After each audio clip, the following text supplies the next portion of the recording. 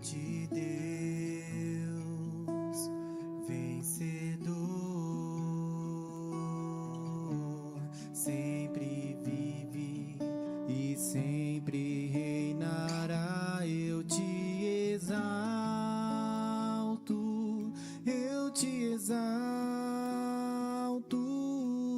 és tudo em minha vida, precioso és para mim, eu te exalto. Dois indivíduos seguiam por estradas diferentes e acabaram se encontrando em uma bifurcação que culminava em uma só estrada. Então passaram a seguirem juntos, já que ambos estavam indo para o mesmo caminho. Enorme foi a satisfação ao se descobrirem cristãos, o que tornou a caminhada ainda mais saudável. Cantavam os mesmos hinos, adorando ao mesmo Deus.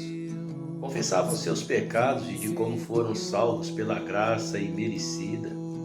Faziam as suas orações, citavam sempre o mesmo nome ao fazê-la. E assim a caminhada se fazia alegre, amena e progressiva, até que se descobriram arminianos e calvinistas.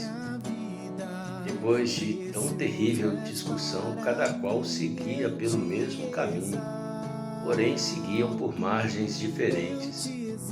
Muito embora eles não comungassem entre si a respeito das doutrinas que são imprescindíveis, essenciais advindas do Pai, do Filho e do Espírito Santo, evangelizavam a todos que pelo caminho encontravam.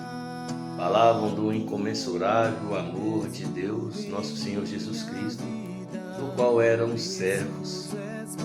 Se eles voltaram a se comungar somente na glória eterna ao lado de Deus, saberemos. Mas deixaram um vasto e lindo jardim de flores, em que cada canto do caminho pelo qual seguiam. Bendito seja o nome deste Deus. Esta é uma reflexão que eu fiz. Eu deixei no meu livro chamado A Lenda da Rosa Mística. Como todo livro meu, é um livro de cunho evangelístico. Aliás, esse é o meu maior anseio. Não só o evangelismo, mas a apologia ao cristianismo. E me entristece profundamente quando eu vejo tanto calvinistas como arminianos se digladiarem, fomentarem uma rivalidade, um ódio, uma estupidez, ignorando um princípio tão lindo, tão basilar, que é a unidade cristã. Não somente essa reflexão, mas eu também deixei no término deste livro, depois do epílogo, um poema referente a isso. E testifica-se o seguinte no poema: existem às margens do rio algo análogo a um cio, pois a obsessão, aludida à obstinação, promulga sua razão deturpando a verdade. Só que no veio do rio um povo santo seguiu, e neste rio se submergiu, banhado com o sangue da glória de Deus, deixando às margens os faltos de coragem que só têm na sua bagagem a sua própria maneira de crer e de agir.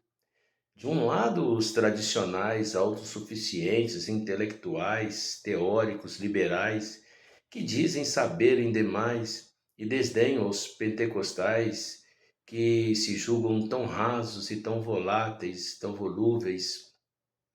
Do outro lado do rio, análogo a este cio, não, eles não dizem que sabem demais, porém se acham demais, cheios de si mesmos, se autodominam super espirituais, sempre orando em línguas estranhas, mas em meio às entranhas emana fogo estranho. Por serem pentecostais e se acharem demais, tão cheios da unção egocêntrica e pseudo-razão, execram os que não são, que do outro lado do rio estão. Mas o Senhor deste rio traz do seu seio um sonho de trazer para o meio, mergulhar no seu veio, os que são e os que não são, e os que um dia serão. Bendito seja esse Deus maravilhoso, que é o cabeça da igreja. Eu costumo afirmar que os portais dos céus estão abertos para que nós, a partir do instante em que aceitamos a Cristo Jesus como nosso único e suficiente Salvador, mas, porém, todavia, é imprescindível que continuemos caminhando em direção a estes mesmos portais, tendo como compromisso a irrefutável subserviência às Sagradas Escrituras, fazendo dela a meditação diária e de forma introspectiva, para que através dessa introspecção venhamos a dirimir toda a nocividade que se evidencia na natureza humana. E isso somente torna-se possível quando decidimos nos santificar, deixando de lado todas as formas, deixando de lado todas as ambições oriundas deste mundo que jaz no maligno, que visa de todas as formas a insuflar a carne, a fim de que venhamos a perder a direção, cujo alvo nos conduz à vida eterna com Deus. Indiferente de fundamentar-me num conceito calvinista ou arminiano, trago implícito em minha consciência a realidade de que fui, do que sou ou do que poderei ser.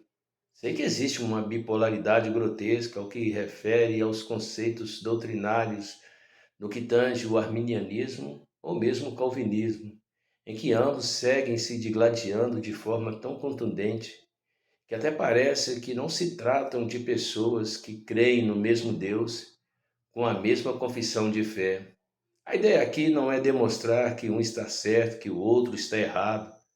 Pudera eu, em um paradoxo utópico, criar uma doutrina que abarcasse as duas filosofias em uma só. Sei que isso se torna até mesmo uma hipérbole, tamanha disparidade. Porém, quando penso que temos algo em comum, que maior é o que nos une do que o que nos separa, é que me vem essa utopia tão maravilhosa. Sei que muitos teriam isso apenas como uma forma de pragmatismo relativista, principalmente aqueles que são fundamentalistas, sejam de um lado ou seja do outro. Porém, creio que ao findar de Apocalipse, todas essas divergências não passarão de efeitos colaterais causados pelas limitações advindas da débil natureza humana e sua falibilidade. Aí não fará diferença se alguém arvorou um dia a bandeira do arminianismo ou do calvinismo. Por isso que é importante buscarmos, acima de tudo, Deus, com amor, devoção e subserviência aos ensinamentos das Sagradas Escrituras.